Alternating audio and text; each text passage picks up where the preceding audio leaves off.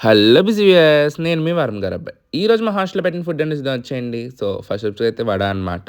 గారి అదే చాలామంది వడ అంటారు, గారి అంటారు. మేమైతే ఎక్కువ గారి అనే అంటాం. కానీ చాలామంది వడ వడ అంటున్నారని చెప్పి వడ అన్నాను. అండ్ అలాగే హాట్ పొంగల్, దాంతో పాటు సాంబార్ అనమాట.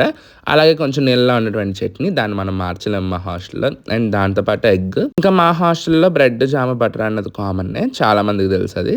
రోజు ఫ్రూట్ పీసెసో, ఫ్రూట్ జ్యూసో ఏదో ఒకటి ఉంటుంది మార్నింగ్ టైమ్‌లో. లేకపోతే బనానా పెట్టేస్తాడు. ఏదో ఒకటి పెట్టాలి కాబట్టి. సో, ఇంకా ఈరోజు వచ్చేసరికి బనానా జ్యూస్ పెట్టాడనమాట. ఇంకా ఈరోజు టేస్ట్ విషయానికి వచ్చేటప్పటికి గారి ఇంకా చట్నీ అయితే టేస్ట్ బానే అనిపించింది నాకు. నాట్ బ్యాడ్ అనమాట. తినేటట్టే ఉంది. ఆయిల్ అది కూడా ఎక్కువ ఏం లాక్కోలేదు ఈరోజు.